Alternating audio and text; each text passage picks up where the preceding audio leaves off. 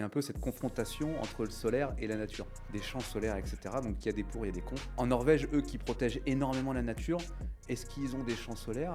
Et moi, ce qui m'a choqué, en Norvège, il faut couper des forêts pour régénérer la forêt. Dans ces cas-là, c'est OK de mettre des panneaux solaires. Donc Et là, ils coupent une partie, 1 hectare de bois, et derrière, ils vont faire un champ solaire. pour moi, la forêt, c'est quand même c'est une biodiversité. Il y a forcément une réflexion et une logique là-dessus. Est-ce que tu connais cet avenir là-dessus? Est-ce qu'ils se disent, après les panneaux solaires, on va les enlever, on va remettre du bois derrière?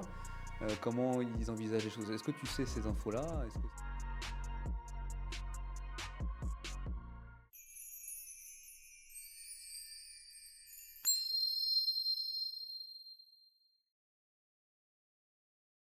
L'énergie fait tourner le monde. Mais qui fait tourner l'énergie? Bienvenue sur Courant, le média qui fait parler de ceux et celles qui construisent l'énergie. Le média qui part à la rencontre de celles et ceux qui construisent l'avenir énergétique. Entrepreneurs, dirigeants, experts, personnalités politiques, investisseurs, industriels, élus, innovateurs.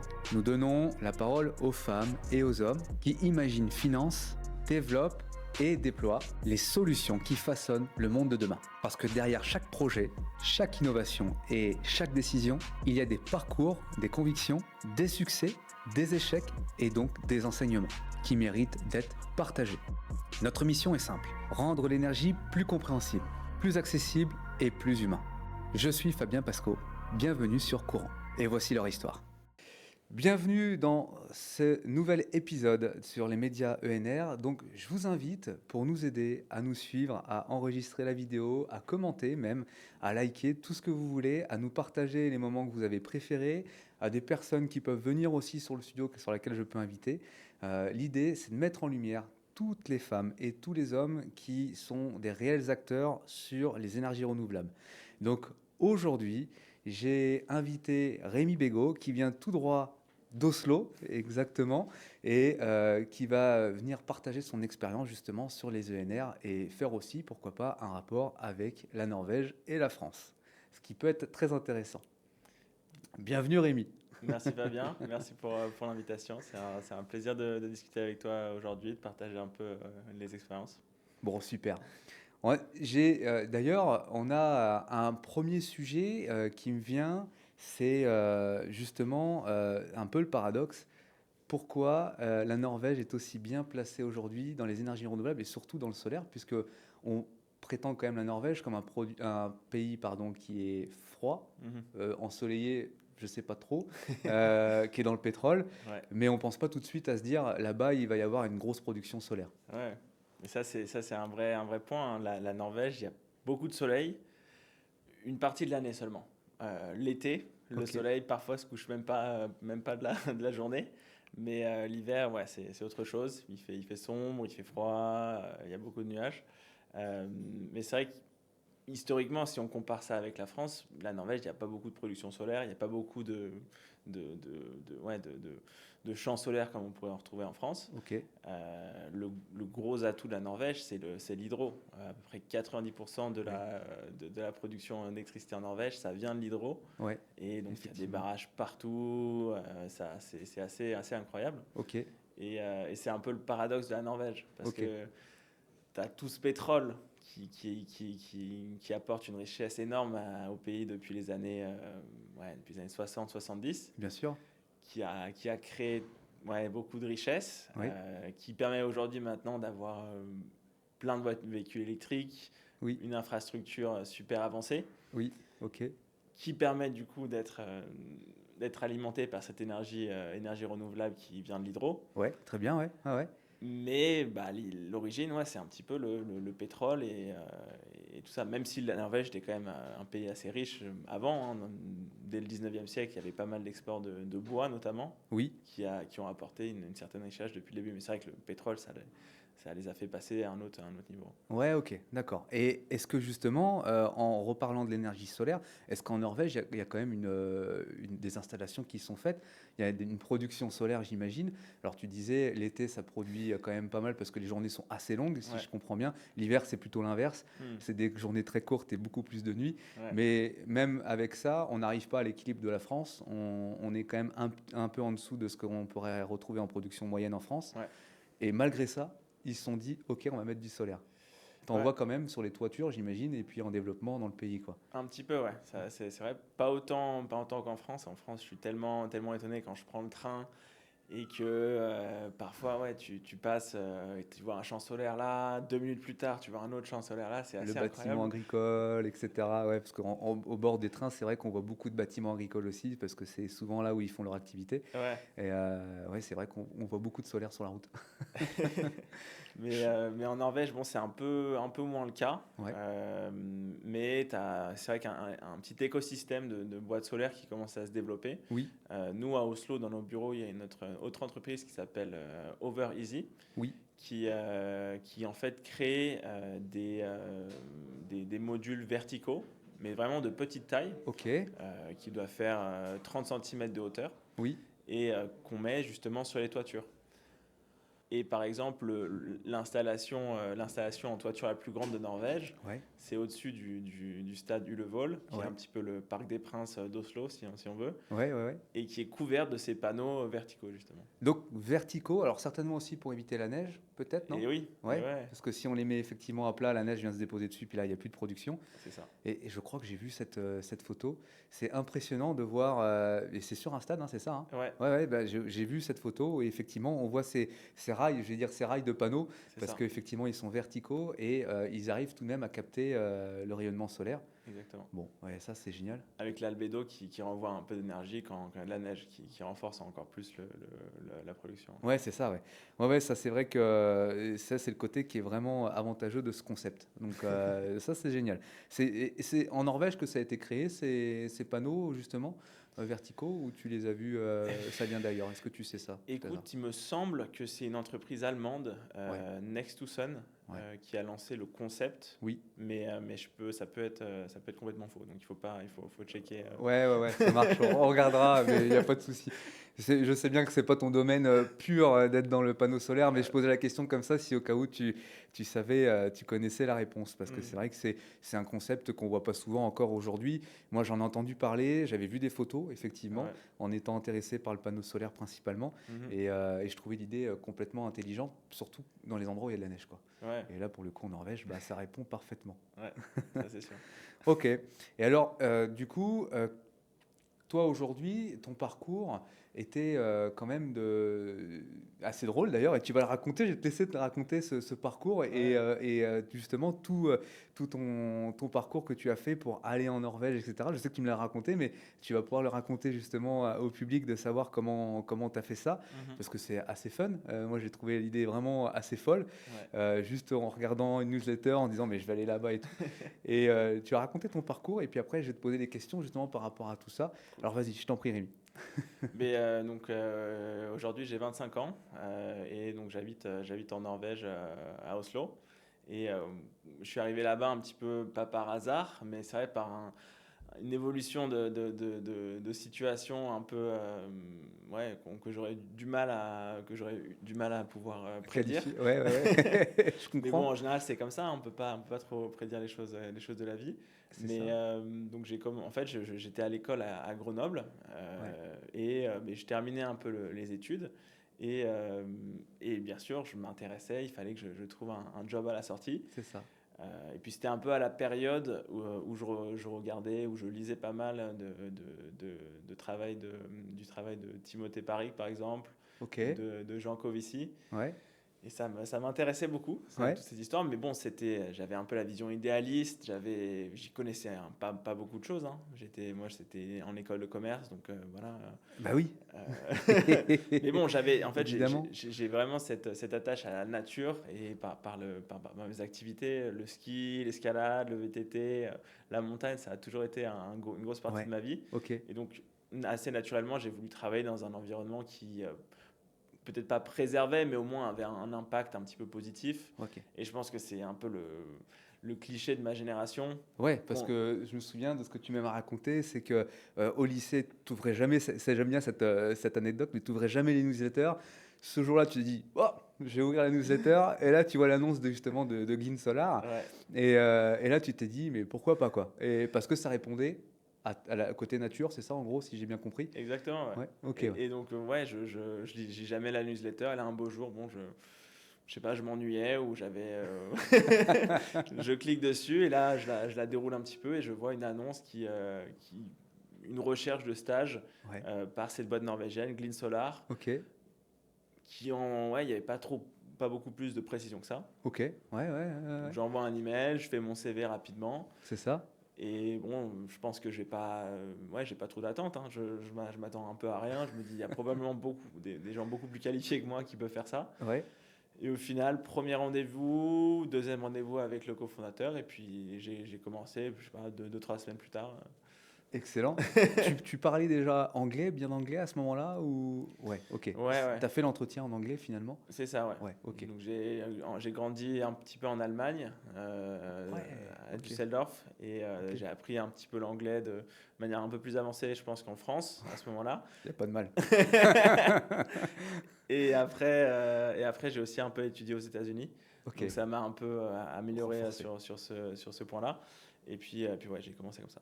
Ok, ouais, génial. Et alors, qu'est-ce que tu as trouvé quand tu es arrivé là-bas justement en Norvège? T'as une culture, une différence? euh, Pourquoi ils avaient besoin d'un Français d'ailleurs aussi? Ça serait intéressant que tu m'en parles après. Mais quelles étaient tes premières approches quand tu es arrivé là-bas? Ta famille, comment ils l'ont pris? Ouais. Peut-être des amis, des proches, etc. Hmm. Raconte-moi justement un petit peu toute cette histoire quand tu es parti là-bas. Mais écoute, c'était peut-être pas un choc, mais moi je m'attendais à quelque chose d'un peu plus similaire à ce qu'on peut retrouver dans le reste de l'Europe, en France, en Allemagne, quelque chose comme ça, mais c'était vraiment différent. Ok. Moi, ce que je me rappelle surtout, c'est en fait un petit peu l'émotion du visage. Ah ouais? Tu vois, en France, moi, je trouve que dans la rue, c'est assez naturel de sourire un petit peu. Ouais. Même quand tu parles à tes potes, tu vois, tu rigoles. Enfin, même pas forcément avec tes potes, mais des, Des des gens gens, comme ça? des Ouais. gens un peu dans la rue ou des gens que tu connais un peu moins. Mais c'est assez naturel de montrer ses émotions sur le visage. Oui. Et en fait, en Norvège, c'est quelque chose qui n'est pas si naturel que ça. Oh, donc ils ont visage très neutre. Et voilà, Ok, un peu un visage très neutre. ok. Et en tout cas, moi, c'est un truc que j'ai noté et qui m'a marqué. Et en fait, tu sais pas trop, tu vois. Tu sais Ouais, pas trop si tu dis une connerie ou tu dis ouais, ouais. quelque chose qu'il faut pas dire et tu sais pas trop où te placer. Ils Donc, sourient peu finalement, visage vraiment très simple. C'est ça. Même si tu essayes de les faire rire, ils vont peut-être pas forcément avoir le réflexe de rigoler. Ouais. Ça va être un rire intérieur, quoi. Et même parfois, tu te dis, mais t'es énervé contre moi ou c'est. Vraiment, des fois, ouais, Pourquoi tu fais la gueule? Ouais, voilà, c'est ça. Bon, une partie de la culture, j'imagine, Ouais, c'est tu vois, ça. un petit peu comme ça. Ouais, que tu as appris aujourd'hui, ça fait combien de temps que tu es là-bas? Donc ouais, maintenant ça va faire bientôt 3 ans. Ok, Donc il y a certains un peu tics de langage, expressions, façons de vivre aussi qui commencent un peu à s'imprégner chez moi. Donc bien sûr. c'est ouais, le contact de la nature, par exemple en Norvège, c'est une religion. Ok, Le fait d'aller dans la forêt, faire un tour dans la nature, c'est vraiment quelque chose qui, est, ouais, qui est appris vraiment chez les plus jeunes. c'est chez eux, c'est inculqué et en même temps, ils ont un sacré pays pour ça. C'est ça. Et d'ailleurs, c'est intéressant, je rebondis sur quelque chose qui m'interpelle, mais en France, nous, il y a quand même un sujet aujourd'hui qui est médiatisé bien souvent. Il y a un peu cette confrontation entre le solaire et la nature. Mm. Parce qu'on en voit effectivement, et tu l'as dit sur les trains, des champs solaires, etc. Donc il y a des pour, il y a des contre, t'imagines bien. Dans la politique, c'est toujours un peu comme ça. Ouais. En Norvège, eux qui protègent énormément la nature, est-ce qu'ils ont des champs solaires ou ils en ont un peu quand même, ouais? Et moi, ce qui m'a choqué, c'était que assez rapidement dans mon expérience Clint, c'est que le boss de la boîte me dit, ouais, en Norvège, en fait, il faut couper des forêts par an pour régénérer la forêt ou autre. La faune et la flore, ouais, ouais, ouais. Et donc, dans ces cas-là, c'est OK de mettre des panneaux solaires. Et donc, en Norvège, tu as je ne sais pas si c'est un décret ou une loi qui permet en fait de mettre des champs solaires dans les zones naturelles. Et Donc là, ils coupent une partie je dis un exemple, 1 hectare de bois, c'est parce ça. que déjà ils vont utiliser le bois certainement pour une production, etc., derrière de meubles ou autre, et derrière ils vont faire un champ solaire. Et ça, en France, Ouais, ça passe pas. tu peux pas l'entendre. Non, Et moi, j'ai toujours du mal. Enfin, pour moi, la forêt, c'est quand même, c'est une biodiversité, c'est un apport c'est un beaucoup de choses. Ok. Et le fait de mettre des panneaux, enfin, ouais. Mais il y a forcément une réflexion, une logique là-dessus. Ouais, et justement, c'est ce que j'allais te poser comme question. Est-ce que tu connais cet avenir là-dessus? Est-ce qu'ils se disent, bah, après les panneaux solaires, on va les enlever, on va remettre du bois derrière? Comment ils envisagent les choses? Est-ce que tu sais ces infos-là? Est-ce que c'est délicat pour l'instant? J'ai pas d'infos plus à te donner là-dessus. Non, non, bah ouais, bah, je comprends. Là, c'est politique, donc on touche à un niveau qui n'est pas Ouais. forcément des fois accessible. Et ouais. Mais ouais, ouais, ok. Ouais, là, pour l'instant, ce qu'on sait, c'est qu'ils peuvent couper des parcelles et mettre des panneaux solaires. Et puis, bah, ensuite, on verra, en gros, advienne qui pourra, quoi. Hmm. Ok, ouais. Ouais, c'est intéressant, ça. D'accord. Mais donc pour revenir peut-être sur le début de l'expérience Glint, au début donc j'étais en télétravail depuis Grenoble Oui, et en fait ma mission c'était d'éplucher les pages jaunes pour appeler donc des fermiers ou des propriétaires exploitants, des propriétaires terriens ouais. et voir s'ils étaient intéressés pour mettre une implantation de panneaux solaires sur leur foncier. Ok. Donc, en France. En Là, France, tu étais en France et t'appelais en France. Ouais, exactement. ok. D'accord. Parce que c'était c'est toujours une boîte norvégienne, Oui, et ils bien sûr. voulaient s'étendre peut-être à faire un nouveau produit sur ce modèle économique comme là. Ok. Sauf qu'on avait déjà un certain nombre de clients qui étaient développeurs et producteurs PV, Ok. qu'on avait eu en Norvège, en Suède, un petit peu en France au début. Oui. Et on leur a un petit peu parlé du travail que je faisais moi, qui a duré à peu près quelques mois, 3 4 mois. Et en fait, ils nous ont dit, arrêtez de faire ça ou vous êtes en complète concurrence avec nous. Ah, Vous nous volez nos terrains, enfin, c'est ça. on fait le même travail. Ok. Et donc, c'est un peu l'image de la start-up, tu vois, qui essaye des choses, en fait, qui n'en sait pas beaucoup Oui, et qui essaie quand même des choses, qui se plantent des fois. bien Et le sûr. fait de construire un petit peu comme ça au fur et à mesure. Oui, parce que quand tu es arrivé il y a quelques années, tu m'avais dit le 13e, 14e ou 15e peut-être employé, je me souviens. C'est ça, ouais. Et donc, forcément, comme tu dis, c'est une start-up, donc très agile. Ouais. On peut se développer sur tous les axes, mais des fois, on peut se rencontrer avec quelqu'un d'autre derrière qui est un de nos clients finalement. C'est ça, ouais. Et C'est ok. ça, ouais. Donc, Quelle était la réponse justement de Glint par rapport à ça? Qu'est-ce qu'ils ont fait derrière pour peut-être éviter un conflit? Ou alors ils se sont dit non, on va se partager le territoire avec le concurrent, c'est pas grave? Moi, personnellement, j'ai pas eu l'impression qu'il y a eu une discussion avec moi vraiment. Ouais, C'est-à-dire que les cofondateurs sont pas venus vers moi et qui m'ont dit ok, arrête de travailler comme ça. Mais c'est juste, ils m'ont trouvé une autre mission à faire ouais, qui ok, était, il me semble, essayer de trouver des investisseurs ou quelque chose comme ça. ouais, Et c'est juste passé à autre chose. ok. Et forcément, on a arrêté de faire ça. Ouais, c'est ça, ouais, ok. Ils sont positionnés quand même en se disant, ok, on va pas vous Bah prendre ouais, le territoire, effectivement, on comprend, et là, dans ce cas-là, on va travailler sur un autre sujet. c'est ça. Ce qui est vraiment sympa aussi de Glint, parce qu'ils ont su rebondir derrière proprement. C'est ça, Ouais, exactement. ok, ouais. Ah, génial, ok. Et alors, pourquoi ils ont fait appel à la France? Est-ce que tu as la réponse à ça? Pourquoi ils ont fait appel à toi, notamment? Parce que Ouais. tu étais peut-être même le premier Français arrivé là-bas? Oui, j'étais le premier français. Enfin non, Martin, mon collègue ingénieur, on a commencé plus ou moins au même moment. Ok, d'accord. Martin qui vient à côté de Montpellier, Oui, dans les Cévennes. Et on a commencé plus ou moins au même moment. ouais, ok, ouais. Et pourquoi la France? Ben, c'était un peu euh, cette manière de penser start-up. Ouais, On essaie des choses, ouais, ok. on essaie d'aller où on peut. Pourquoi pas se développer en France? Pourquoi pas se développer en France? On Oui, essaye, la oui, France, l'Allemagne, ouais, grande. génial. Ouais. Ouais, ouais, ça c'est top. Bah oui, oui, effectivement. Donc, alors, pour justement, tu commences à partir là-dessus. Qu'est-ce qu'ils ont pris comme pays? Alors, sur quel pays ils se sont développés, Glint? Et là, donc, tu me dis la France, l'Allemagne. Est-ce qu'il y a autre chose? C'est que ça reste européen ou c'est même plus loin que ça, international? Maintenant, on est aussi actif, donc on a une équipe aux États-Unis. Génial. Ok. On continue de se développer en Europe. On a quelques producteurs qui nous utilisent en Australie et en Asie. Ouais. Mais c'est vrai que ça reste vraiment un logiciel utilisé en Europe. Ouais. Ok. Mais justement, j'allais rebondir parce que tu parles de logiciel.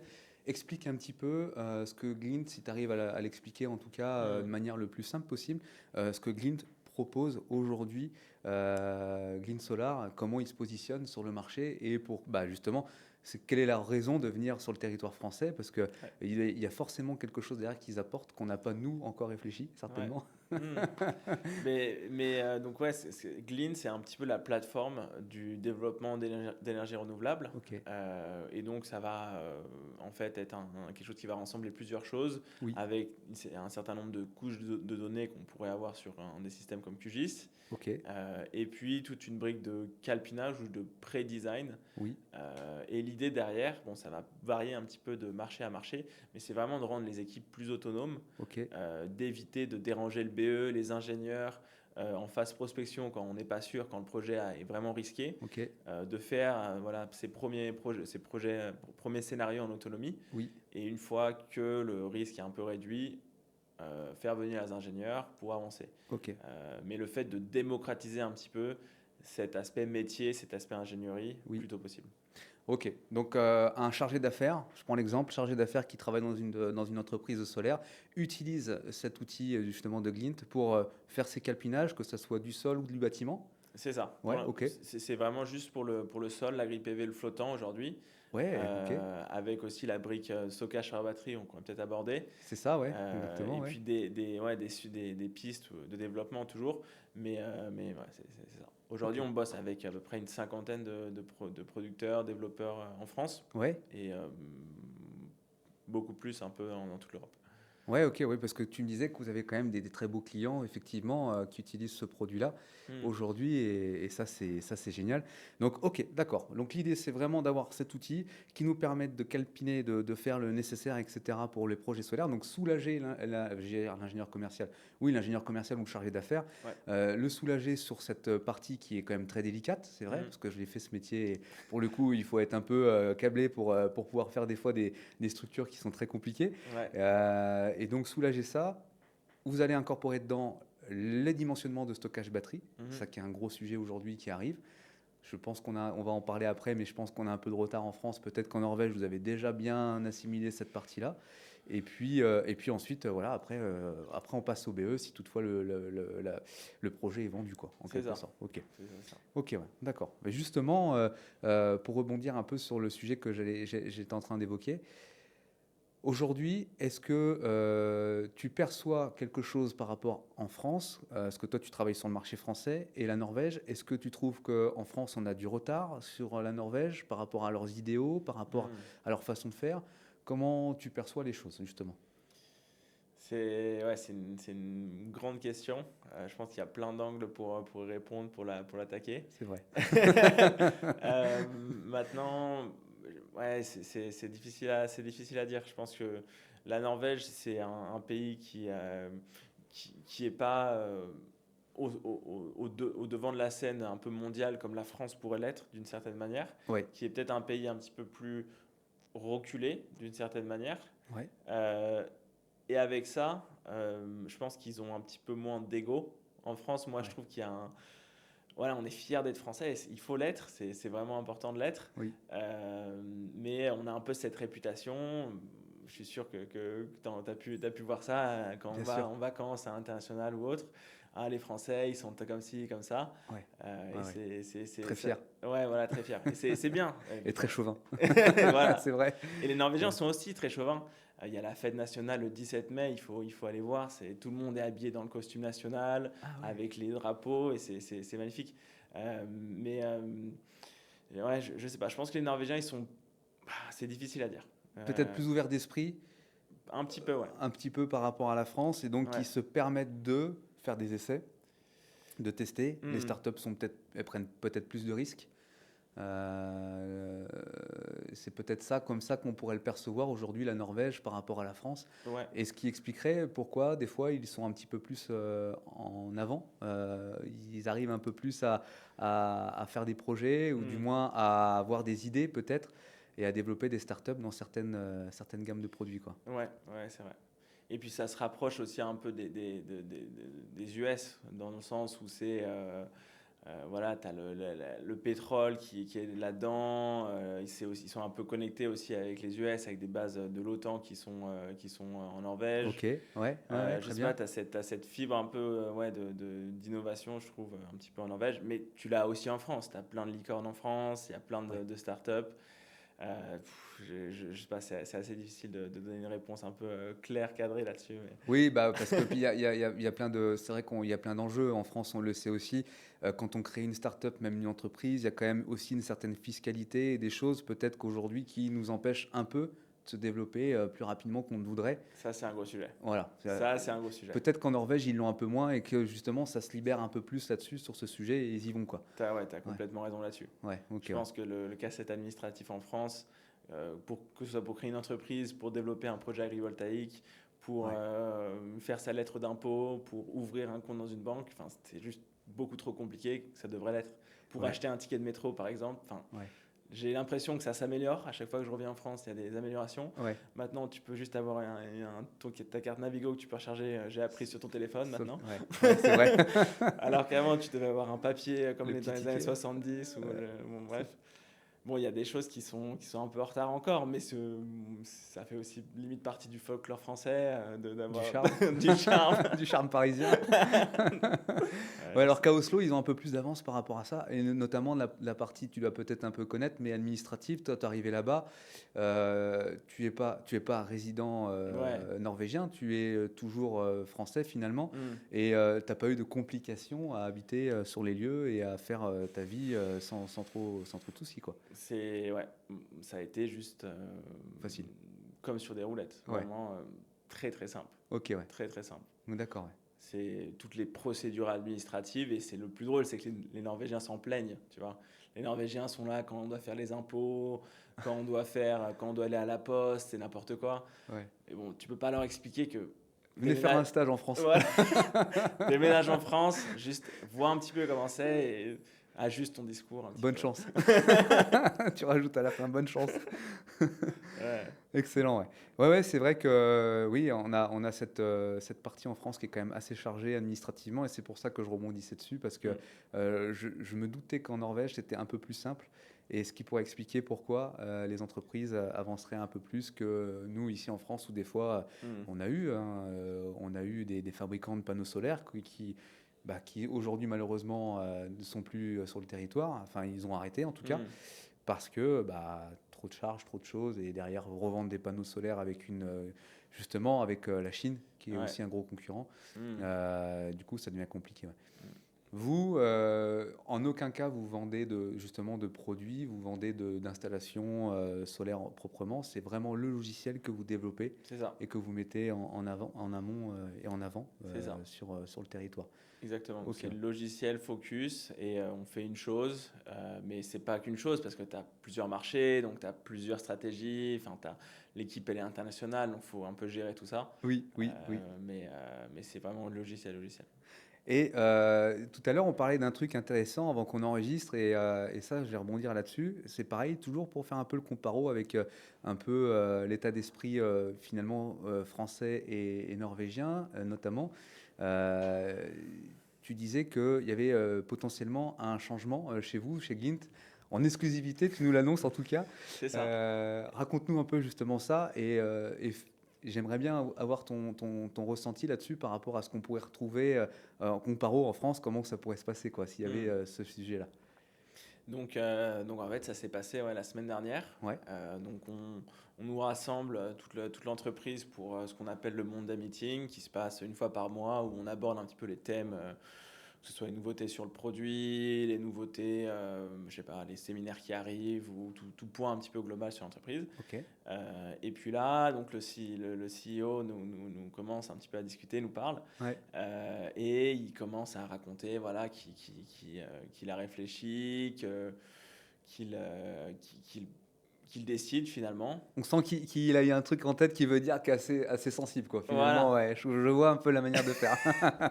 Et de manière vraiment super transparente, Ok. il nous annonce.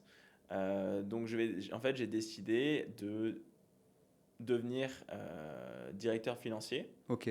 et de laisser Siemens, qui est dans notre conseil d'administration depuis 4 ans, Ouais. un des premiers investisseurs, Ok. un ancien fondateur d'une boîte qui s'appelle Otovo, Ok. de laisser Simon prendre les fonctions de CEO. Allez. Et là, bon, au début, tu comprends pas trop. Ouais. Et après, 1 heure, 2 heures se passent. Et donc le Simon était là, donc Simon nous a un peu Confirmé. expliqué, Ouais. il dit voilà, pour ça, je viens, etc. Et en fait, c'est un peu pour suivre, si tu veux, le changement qu'on voit dans le marché PV aujourd'hui Oui. en France, le fait de rentrer un peu dans une nouvelle ère Oui. avec l'IA qui vient un petit peu bousculer tout. Beaucoup, ouais. Et donc, en fait, ce changement, moi, j'ai trouvé ça vraiment super humble, premièrement, de la part d'Harald, le président cofondateur, de redescendre, de devenir directeur financier et de décider, OK, ce gars-là, il est plus apte à nous mener vers cette seconde phase. Ouais, ouais, ouais, ouais. Et ouais, là, enfin, moi, ça m'a vraiment étonné. Je sais pas, enfin, moi, j'ai jamais vraiment travaillé dans une entreprise comme ça en France, donc je sais pas trop comment ça se serait passé. Oui.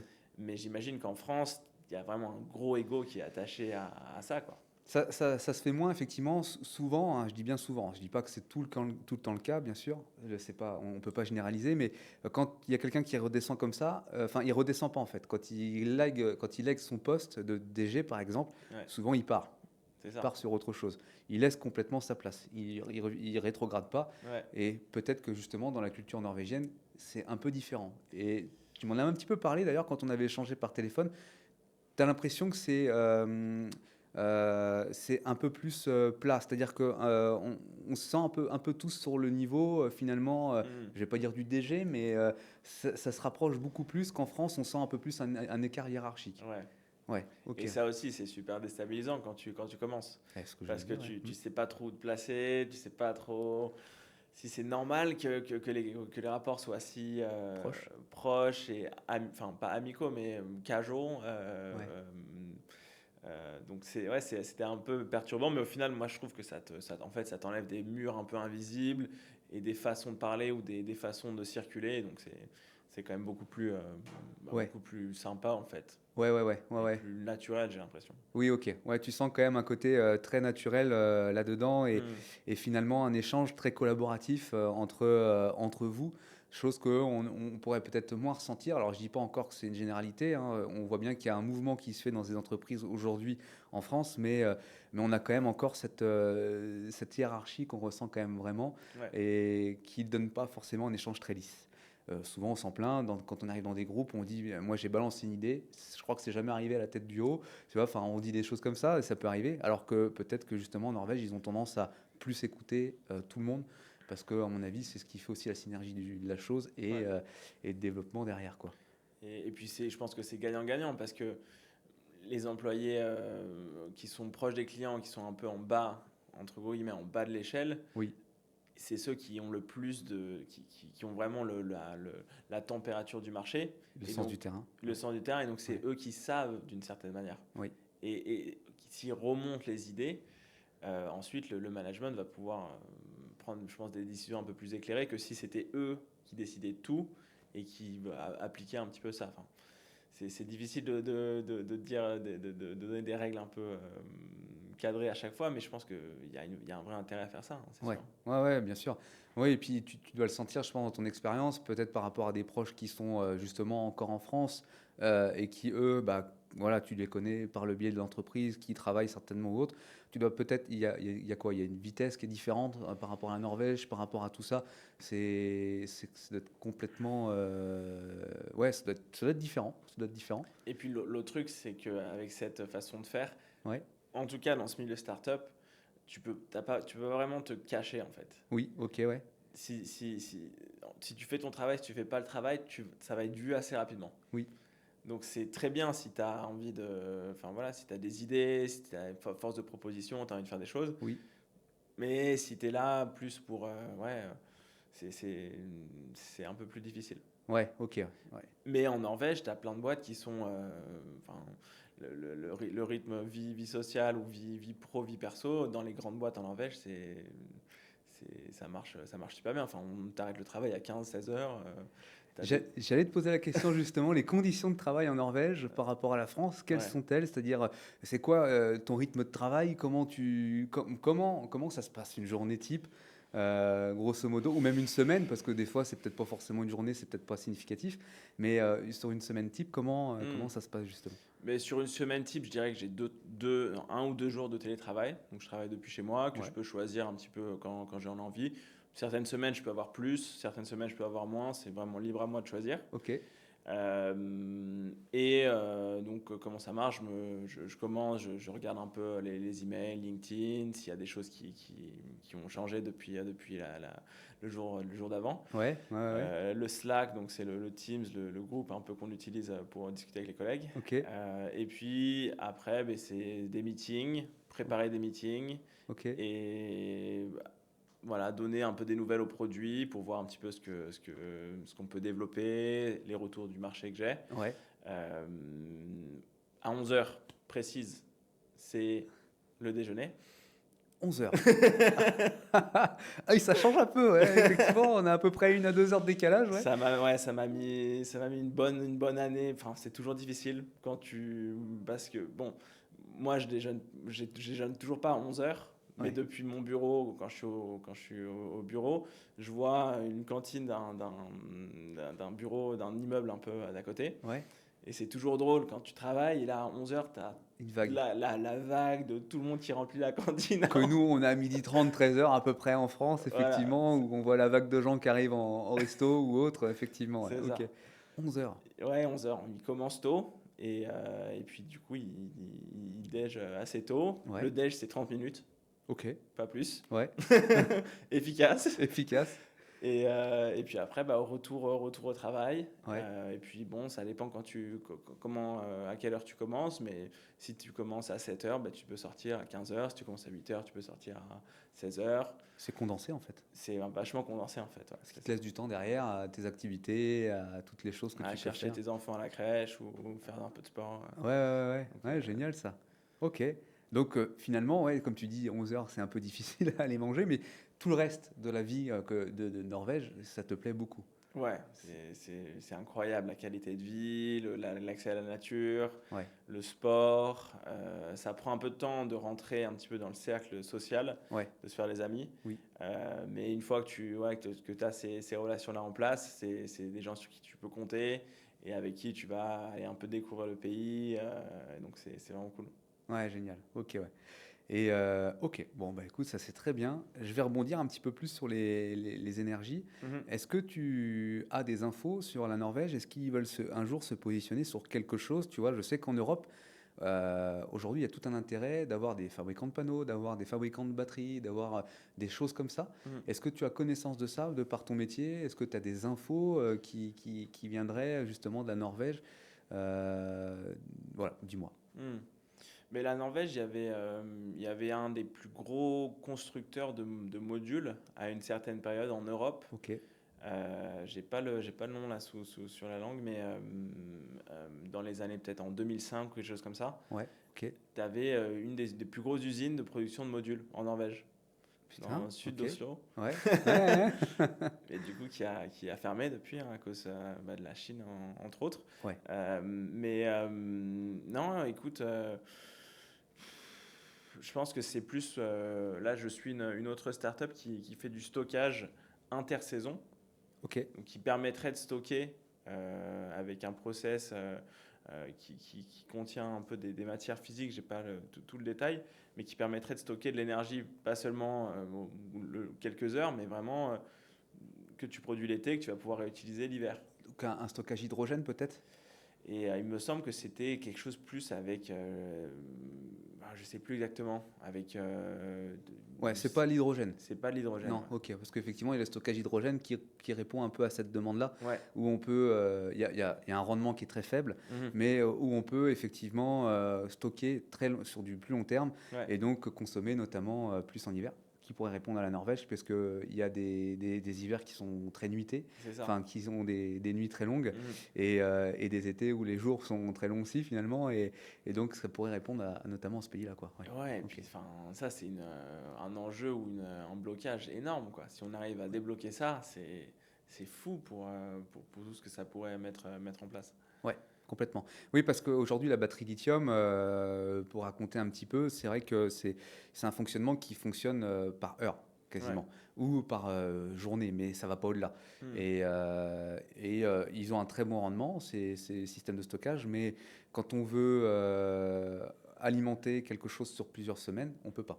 Ouais. L'hydrogène répond à ça, et justement la solution que tu dis aussi, avec un autre procédé chimique, pourrait répondre aussi à ça, quoi, qui va peut-être concurrencer l'hydrogène finalement. Ouais. Parce que l'hydrogène, ça reste quand même assez coûteux mais comme tu dis, avec un rendement assez faible finalement. Mais bon, on ne sait pas comment ça va évoluer. Ouais. Ok, ouais. Ouais, bah écoute, ça c'est génial. C'est vrai que c'est des bonnes infos à avoir. Et ok, donc bon, la Norvège, c'est vrai que c'est comme je disais tout à l'heure en début de podcast, c'est un pays qui est quand même assez surprenant. Tu te dis, mais qu'est-ce qu'ils font dans le solaire? Enfin, ils sont pas que dans le solaire, bien entendu, mais qu'est-ce qu'ils font dans cette partie d'énergie solaire alors qu'ils ont un pays qui est quand même assez loin. Bon, pour être honnête, moi je travaillais sur la partie un peu zone parisienne et Pays de Loire, donc tu vois, c'est la même ligne. On me disait ça déjà à cet endroit-là, tu vois, mais on peut pas mettre de panneaux chez nous, il fait pas ces jours, il pleut tout le temps. Et en fait, bon, bah, les technologies ont évolué, comme tu le sais, et c'est vrai qu'aujourd'hui, rien que de la lumière, même s'il fait gris, le panneau solaire va produire. C'est l'avantage, et c'est pas encore fini d'évoluer tout ça. Et la Norvège répond aussi là-dessus, quoi. Absolument. Qu'est-ce que tu penses de l'avenir, justement, de tout ça? Comment tu verrais les choses à ton échelle, bien entendu? Comment tu verrais l'évolution des énergies renouvelables? Quelle est peut-être même l'idée la plus folle ou la plus sincère que tu pourras avoir sur l'évolution de l'énergie renouvelable? Comment tu verrais les choses dans, je sais pas, dans 5 ans, dans 10 ans? Mais je pense qu'il y a une grosse consolidation du secteur en ce moment, avec pas mal d'acteurs qui rachètent d'autres boîtes, qui rachètent des portefeuilles de projets. Puis il y a un petit peu, on a envie de penser qu'il y a une bulle de l'IA et de la consommation d'électricité qui pourrait en découdre. Des territoires qui sont complètement saturés de projets. Des mairies qui en ont trop. Des développeurs qui vont même plus sur telle ou telle région parce que c'est saturé. C'est vrai. Les postes sources, le réseau même français, ils sont même des fois annoncent une saturation parce qu'il y a trop de projets solaires. C'est vrai. Donc je pense qu'il y a une nouvelle ère là qui commence à se dessiner. Nous, on essaie d'y répondre en ajustant la stratégie avec l'IA vraiment au centre de ça. Pas comme un gadget, mais vraiment au centre de cette plateforme. Donc je pense que ça va être quelque chose qui est c'est difficile à prévoir et à dire, mais je pense que il va y avoir beaucoup de projets qui vont pas se faire, et ça va être un petit peu les meilleurs projets qui vont sortir de terre. Et je pense que ça va malheureusement, en France en tout cas, avancer un petit peu plus lentement que ce qu'on pense. Mais une fois que les premiers projets, les premiers REX vont être sortis, là je pense à la grille PV spécialement, donc la technologie où c'est des panneaux qui recouvrent soit des prairies où il y a des bovins qui sont en dessous, ou alors carrément au-dessus de cultures, que ce soit des cultures maraîchères ou autres. C'est vrai. Et ces premiers projets qui vont sortir avec peut-être 2, 3, 5 ans de retour sur expérience, on va voir qu'en fait les panneaux, ça protège, c'est vraiment en symbiose avec cette production agricole. C'est aussi bien sur un même foncier de produire de l'énergie et en même temps d'améliorer le rendement agricole. Bien sûr. Et je pense qu'avec ces premiers retours d'expérience, avec cette communication que les développeurs sont vraiment trop forts à réaliser et à vendre, je pense que petit à petit ça va se développer avec vraiment une maturation du marché. Et puis des projets qui vont avoir plus de sens et plus de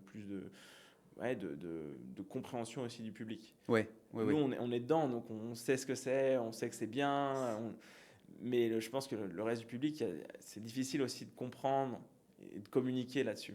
Je pense qu'une fois que le public va être... la population va mieux comprendre ça va peut-être aussi aller plus vite de cette manière-là. Il y a justement peut-être un rôle des médias, et j'en fais partie finalement, mais je ne pensais pas à ça tout de suite, mais de donner cette info de manière plus simpliste aussi, pour que les gens de grande échelle, finalement, la population qui ne travaille pas dans le solaire, puisse comprendre aussi un peu les enjeux et l'évolution.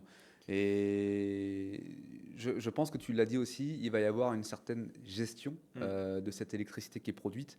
Parce que on peut l'entendre dans les rues, ouais, mais le solaire c'est bien, mais ça travaille qu'en journée. Ouais. Oui, c'est vrai. Mais aujourd'hui, on a quand même des solutions qui permettent soit de partager l'énergie justement localement, ou la stocker de manière justement avec un stockage batterie, que ce soit du lithium, l'hydrogène ou peut-être d'autres solutions qui arriveront. Va falloir vendre tout ça en fait. Ouais, c'est ça. Tu vois, moi quand j'ai commencé dans ce secteur, je m'attendais pas trop à terminer. Bon, maintenant je suis vendeur, je commercial pour ce logiciel. Ouais. Mais au début, je me disais, bon, c'est un taf, enfin, on travaille dans les énergies renouvelables. J'avais vraiment cette vision idéaliste, si tu veux. Oui. C'est bien pour la planète, tout le monde va vouloir avoir ça, Oui. ça va se vendre vraiment très, très facilement. Oui. Mais ça reste, un cycle de vente où on doit bien comprendre qu'est-ce que l'autre a envie de réaliser, comment on peut l'aider à réaliser ses objectifs, ses besoins. Ouais. Et puis même si c'est pertinent d'avancer comme ça. Ouais, bien sûr. Donc non. Puis j'ai une anecdote qui revient un petit peu sur la Norvège là-dessus. Pour te parler un petit peu de la Norvège et du style de vie là-bas. Carrément. Donc on va y voyager bientôt, je pense. Hein. on est en fin de trimestre, donc forcément j'ai des objectifs par trimestre. Oui. Fin de trimestre, et là donc je parle justement avec une boîte qui fait du stockage d'énergie. Ok. Fin de trimestre, on avait discuté depuis quelques mois, ils avaient un besoin, ils voulaient utiliser notre solution pour atteindre leurs objectifs. Bien sûr. Sauf que c'était un petit peu pas clair, ils étaient super occupés, ils lançaient l'activité, on n'avait pas eu trop le temps de s'aligner. Ouais. Mais bon, finalement, ils sont OK. Ils me disent OK, envoie ton devis, OK. Et là, on est en fin de premier trimestre, donc c'est juste début Pâques. Ouais. Et moi, je pars pour les vacances de Pâques chez la famille de ma copine dans les Lofoten. Ok. Et donc les Lofoten, un peu le pays, le côté un peu rêvé de la Norvège, les petites îles, les montagnes, les fjords, tout ça. Je connaissais pas, donc oui, ok, ça marche. Et un petit peu comme la Bretagne, avec des grosses montagnes, pour vous donner une idée. Une image, ouais. Très bien, elle est claire. Super jolie. Ouais. Et donc là, on arrive, on est le 31 mars ou le 30 mars, donc toute fin du trimestre.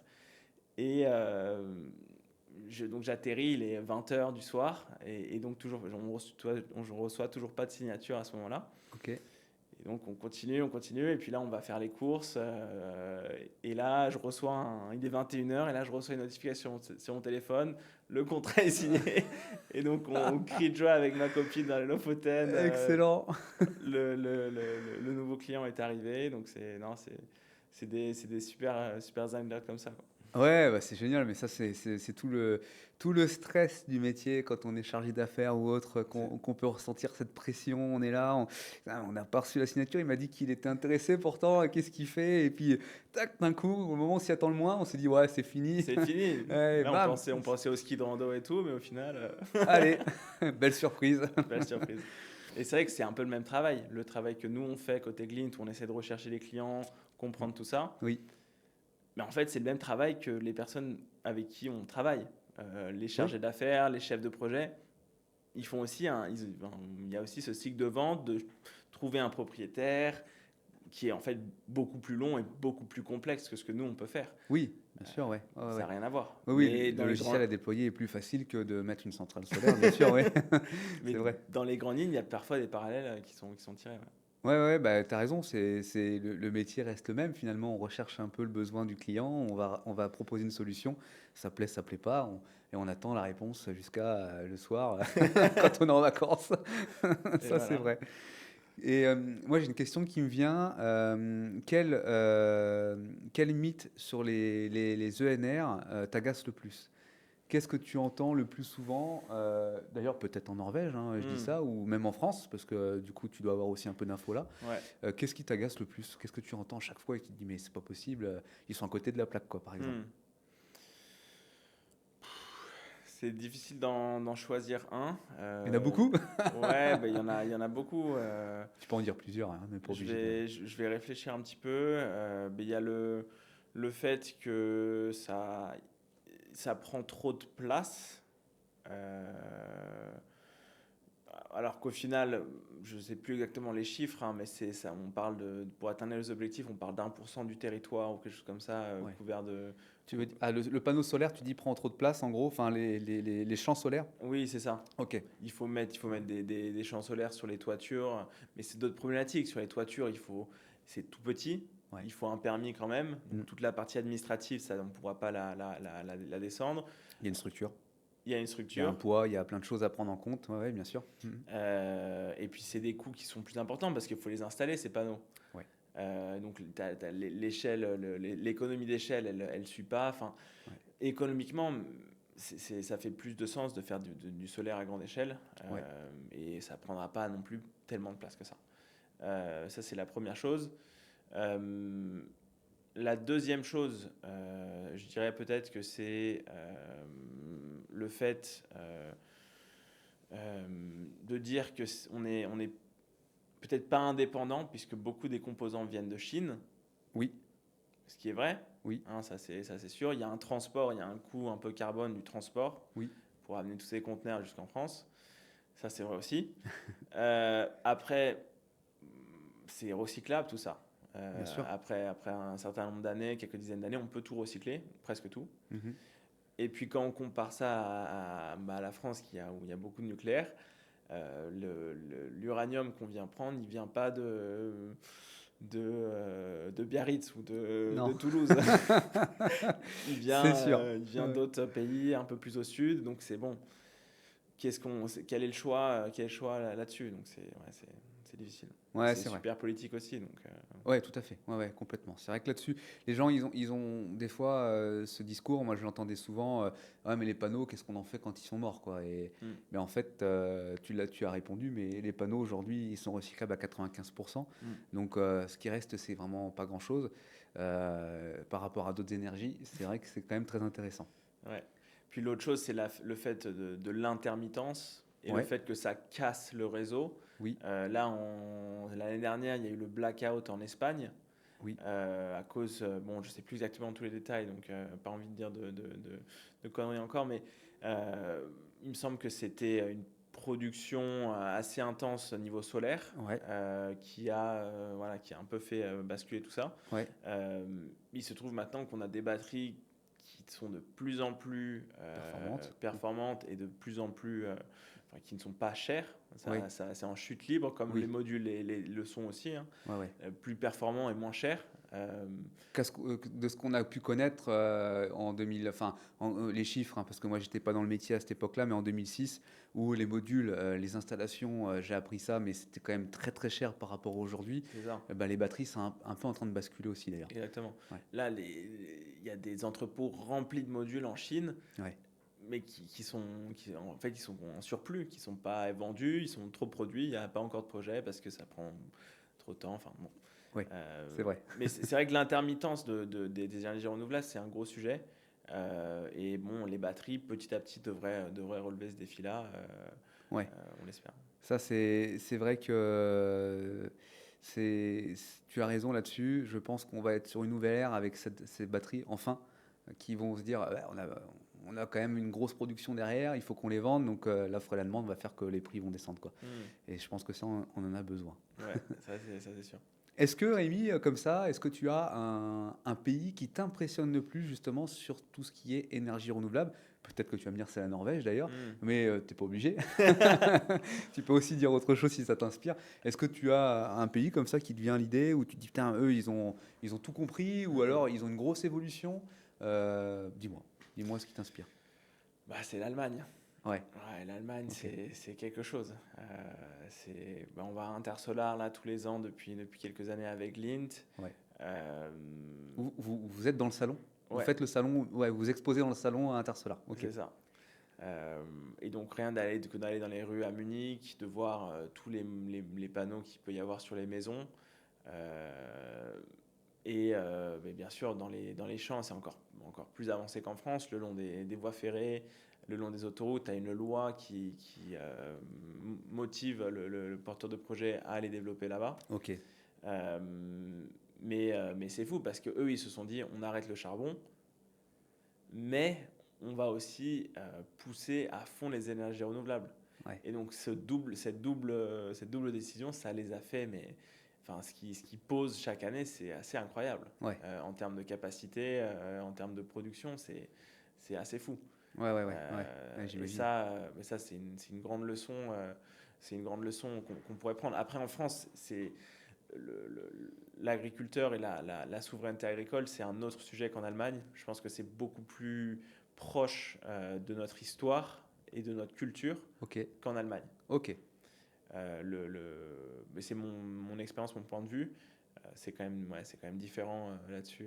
Tu sens une différence entre l'agriculture française et allemande sur leurs priorités, on va dire ça comme ça. Ouais, je pense. Mais même en France, enfin, dès que tu sors des grandes villes, c'est beaucoup de l'agriculture, surtout là autour de Paris.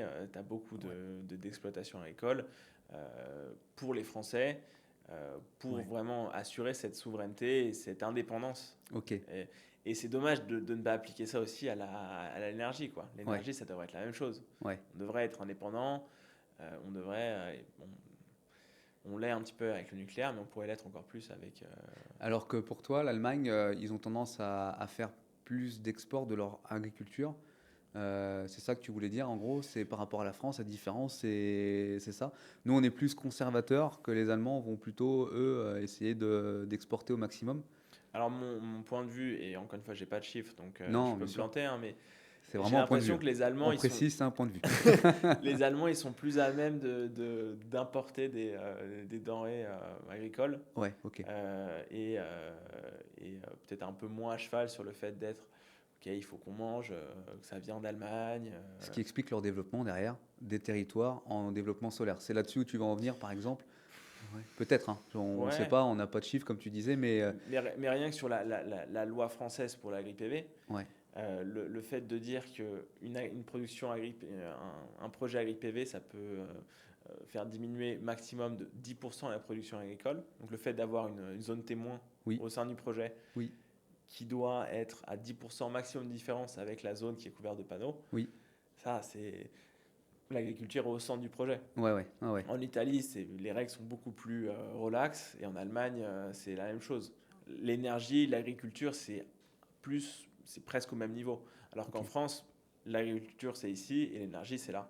Ouais, ok. Ok, d'accord. Oui, je vois ce que tu veux dire. Ouais. Ils mettent vraiment l'axe.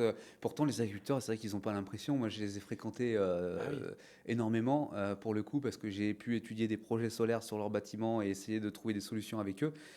Qui sont d'ailleurs souvent très fiers de trouver ces solutions solaires, d'être propriétaires du bâtiment, d'avoir ces projets solaires, etc. C'est vrai qu'ils ont, grâce à eux, on a quand même eu une évolution dans le solaire en France qui était assez exponentielle en 2023-2024. Ouais. Et pourtant, eux, ils ont quand même l'impression que la France leur met beaucoup de barrières, en tout cas pour qu'ils puissent se développer comme il faut. Et dans l'agriculture, j'entends. Ouais. Dans l'agriculture surtout. Et puis tu le vois à la télé, par exemple des produits qui viennent d'Espagne, du Maroc, qui sont bien moins chers qu'en France. Enfin, l'agriculteur français, et même au niveau des retraites, c'est pas, il n'est pas non plus valorisé comme il devrait l'être. C'est un travail, tu travailles 7 jours sur 7, c'est ultra physique, ultra fatigant, c'est vraiment... Oui, c'est vrai. C'est vrai qu'ils ont une certaine fatigue. Ça, c'est un gros sujet aussi. Bon, c'est pas l'objet là d'aujourd'hui, mais on peut en parler quand même. C'est que les agriculteurs aujourd'hui, ils ont un métier qui est très rude, qui est très dur. Ils mettent tous leurs moyens, vraiment. On voit bien quand on va dans les terres agricoles ou autres, chez les personnes, ils ont très peu de retraite. Et derrière, leurs produits, on essaye de les racheter au rabais. Enfin en tout cas l'État, ou du moins là où ils peuvent les vendre, on essaie de les racheter au rabais parce que derrière, on importe des produits étrangers qui sont moins chers et qui ont moins de normes, etc. Enfin bref, c'est tout un sujet qui est très complexe. Et il y a deux grosses choses. Il y a le premier, c'est que la population d'agriculteurs, elle est vieillissante. Je crois que l'âge moyen, c'est au-delà de 50, 55 ans. Ouais. C'est très dur de trouver des jeunes qui veulent faire. Ouais. ce Et métier. c'est une profession, tu es complètement sous le contrôle de la météo. Ouais, Donc tu ne contrôles pas grand-chose. Et donc le fait ouais, d'avoir ça, peut-être que l'agri-PV, la production d'énergie sur ces exploitations-là, ça peut amener une relève qui n'est pas forcément issue du monde agricole, ouais. mais qui peut amener, tu vois, un autre point de vue comme ça, et puis essayer de suivre un petit peu ces exploitations et de continuer un petit peu la tradition, mais de la renouveler d'une autre manière. Oui, ouais, Après, ouais. ça va pas être fait pour tout le monde et partout, mais peut-être que pour certains ou pour certains groupes d'agriculteurs, ça peut être une bonne solution. Ouais, complètement, ouais. Ouais, des groupes d'agriculteurs qui peuvent aussi s'associer, faire du solaire, etc. Hmm. Enfin, il y a tellement de solutions. Et d'ailleurs, une question vient par rapport à ça, en pensant volume un peu solaire. Est-ce que tu as pour toi, à l'avenir, le photovoltaïque, du moins la production d'énergie solaire, Mhm. est-ce que on peut le penser avec ou sans batterie? C'est une grande question. Je pense que c'est difficile de le penser là, aujourd'hui, en 2026, sans batterie. Euh, dans le sens où, bon, tu as les appels d'offres de la Creux qui arrivent, qui vont sûrement changer, qui vont sûrement baisser.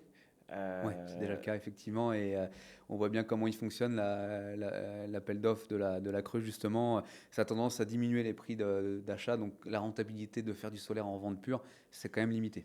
c'est ça. C'est limité. Donc réfléchir à d'autres systèmes de valorisation, que ce soit par les PPA, par l'autoconsommation collective, par ouais, des systèmes de stockage, d'arbitrage, de revente d'électricité. Je pense que c'est des nouveaux modèles Ouais, qui doivent faire leurs preuves. Et puis, mais forcément, il va y en avoir un qui va sortir du lot, ou plusieurs. oui. Mais je pense que l'ère des AO creux, ça bat, ouais, ça va s'arrêter, ça va bientôt s'arrêter. Ouais, ouais, effectivement, ouais. Donc, ouais, pour expliquer un petit peu, c'est vrai que l'autoconsommation collective, pour expliquer aux personnes qui nous regardent et qui connaissent pas encore ce sujet, c'est le fait d'être un producteur d'électricité en énergie renouvelable, donc notamment en projet photovoltaïque, et de revendre à un périmètre allant de 2 à 20 km justement à ses voisins. Et ça me fait penser une question, est-ce qu'en Norvège, ils pratiquent ça? Alors, c'est vrai qu'en France, on est beaucoup plus avancé sur ces Ouais. sujets-là. Sur le partage de cette énergie, on est plus avancé. Ah ouais, En ouais, Norvège, carrément. c'est plutôt en autoconsommation peut-être, ou, mais pas collectif. Je veux dire, c'est pas revendu aux voisins, quoi. Et puis, tu as moins de gros sites industriels en Norvège. Ouais, En ok. France, tu as quand même des sites, tu as des gros sites industriels qui consomment beaucoup d'énergie et qui ont ce besoin-là. Ouais, En Norvège, c'est encore assez limité. Et puis, mais il y a ce système aussi l'hydro, les barrages, c'est un grand stockage d'énergie aussi, ouais, puisque tu peux réguler quand est-ce que tu veux produire, quand est-ce que tu veux stocker. Enfin, c'est un autre marché qui devrait être assez similaire, mais au ouais, final, il y a toujours pas mal de différences. Et ça, ouais, c'est quelque chose qui m'a choqué, moi. Quand je suis arrivé, je pensais que bon, le PV, c'est la même chose que tu sais en France, en Allemagne, en UK, en Norvège, mais en fait, tous ces marchés-là ont des spécificités. En France, tu as beaucoup de nucléaire. En Allemagne, ils essaient de partir du charbon. Enfin, voilà, c'est tout. C'est des spécificités qui, au final, font des grosses différences à la fin. ouais, c'est vrai que tu as raison là-dessus. Ok, bah super. Bah, je pense que tu vois, Rémi, on a fait le tour du podcast. Ça pourrait encore durer des heures parce que c'est des sujets qui sont hyper complets et hyper intéressants. Carrément. Bon, après, c'est vrai qu'on pourra, dans l'objet, quand tu reviendras sur Paris, de revenir et de refaire un podcast avec grand plaisir, même sur les évolutions, tu vois. Si Ouais. c'est dans 6 mois, de voir un petit peu comment ça s'est passé. Je pense que ça pourrait intéresser nombreuses personnes aussi. En tout cas, merci Rémi de nous avoir fait voyager du coup en Norvège. On a pu voir un peu le pays, de voir un peu comment que ça se passait là-bas, de s'ouvrir un peu parce que c'est vrai qu'en France, on connaît un peu cette politique et on est très axé là-dessus. On est un peu la tête dans le guidon tous sur ces sujets. Mais de voir un peu comment ça se passe à l'extérieur, dans différents pays ou autres, et déjà en plus en Europe. Donc Mm. là, pour le coup, ça parle d'autant plus. C'est très très intéressant. On en retient des belles choses en tout cas. On va peut-être même y voyager, pourquoi pas. Ça pourrait être une idée. Et de voir un peu cette nature.